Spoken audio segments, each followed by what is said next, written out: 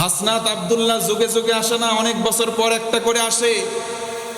এদেরকে যদি দমিয়ে ফেলা হয়, ভবিষ্যতে হাসনাত আব্দুল্লাহ, উসমান হাদির মতো এই রকম যুবক বাংলার জমিনে আর আসবে না। অতএব তাদেরকে মূল্যায়ন করতে হবে।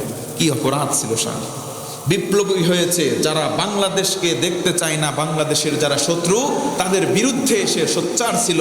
এটা কি তার অপরাধ? কথা বলেন, এটা কি তার অপরাধ? দেশাত্মবোধ, এটা ইমানের দাবি রাখি, ইমানের অঙ্গ। সুবহানাল্লাহ। কোন দেশের জন্য সে নিঃস্বার্থভাবে নিজের জীবন বিলিয়ে দিয়েছে। ফুটেজ একটু ব্যাকে চলে যান, ফ্ল্যাশব্যাক। সে বারবার বলেছে আমাদের কোনো সিকিউরিটির প্রয়োজন নাই, যদি কিনা আমাদেরকে গুলি করে মারা হয় এটা বাদে আমাদের কোনো সিকিউরিটি লাগবে না।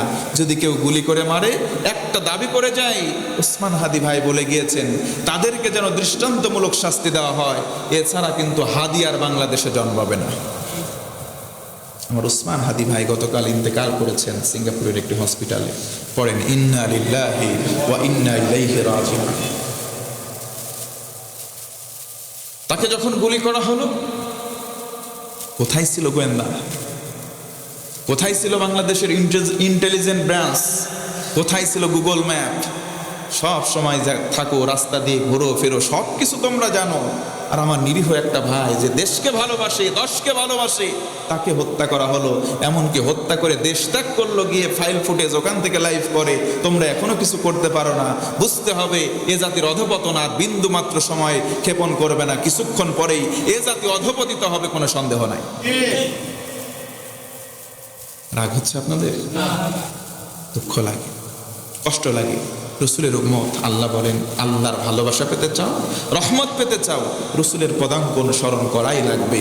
আল্লাহ আদেশ দিলেন, একজনকে হত্যা করলো যে গোটা পৃথিবীর প্রাণীকুলকে হত্যা করলো সে। নাউজুবিল্লাহ। কোন আমরা হুজুরা ঠিক মতো চলতে পারি না, রাস্তা দিয়ে যায় বলে সর্বনাশ। একটু যদি জোরে হেঁটে যায় বলে হুজুর মনে হয় দাওয়াত পাইছে, যদি একটু আসতে যায় বলবে দাওয়াত খেয়ে কি খাওয়া খাইছে, হাইট পেরি পারতেছে না, হেঁটে যেতে পারছে না, কি খাওয়া খেয়েছে।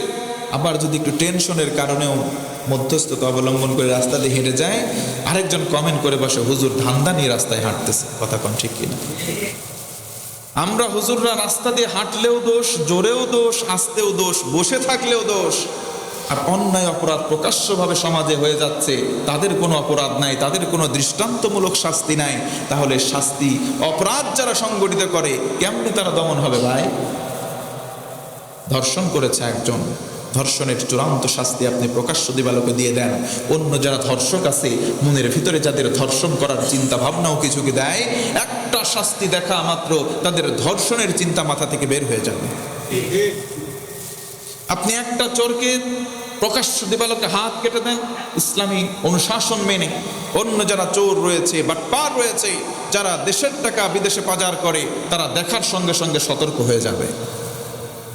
চোর চুরি করার পরে জেলে দেয়, ওই চোর জেলে যায়, বের হয় ডাকাতে, ডাকাতকে ধরে জেলে দেওয়া হয়, ও তখন বের হয় খুনি হয়ে, খুনিকে দেওয়া হয় জেলখানায়, ও ফাঁক ফোকর বের হয়ে এসে পরে এমপি না হয় মন্ত্রী হয়। কথা বলেন ঠিক কিনা? এটা চোর থেকে যদি, চেষ্টা চোর থেকে যদি জেলখানায় যেতে আসে 3 বারের আপ ডাউনে এসে যদি এমপি মন্ত্রী হয়, তাদের হাতে দেশ ও দশ কোশ্চিনকালেও নিরাপদ হচ্ছে না, ইন ফিউচার হবে না। কোথায় যাচ্ছে? রসুলের উম্মত আমরা দাবি করছি, মুখে দাবি করার বিষয়, নবীজির উম্মত নয়। কাজের মধ্যে যদি বাস্তবায়ন না হয়, আমরা নবীজির উম্মত হতে পারবো না। অসম্ভব ব্যাপার, ইম্পসিবল, অসম্ভব।